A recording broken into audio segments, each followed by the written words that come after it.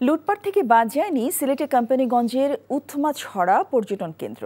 আদর্শপাড়া এলাকায় অভিযান চালিয়ে লুটের পর মজুত করা প্রায় 2 লাখ ঘনফুট পাথর জব্দ করে বিজিবি। একই দিনে জৈন্তাপুরের শ্রীপুরে আনুমানিক 20,000 ঘনফুট পাথর ও 28,000 ঘনফুট বালু জব্দ করে প্রশাসন। বিজিবি জানায়, গত কয়েক বছর ধরে স্থানীয় কিছু অসাধু চক্র উথমাছড়া থেকে অবৈধভাবে পাথর উত্তোলন করে আদর্শপাড়া গ্রামের বিভিন্ন স্থানে পাচারের উদ্দেশ্যে মজুত করে আসছে।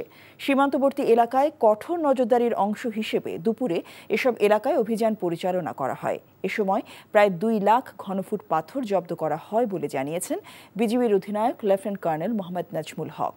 এর আগে সকালে প্রশাসন ও আইনশৃঙ্খলা বাহিনীর উপস্থিতিতে জৈন্তাপুর উপজেলার রাংপানি নদীতে জব্দ করা প্রায় 20,000 পাথর পুনঃস্থাপন করে প্রশাসন। জব্দকৃত প্রায় 28,000 ঘনফুট বালু উন্মুক্ত নিলামে বিক্রি করা হয়।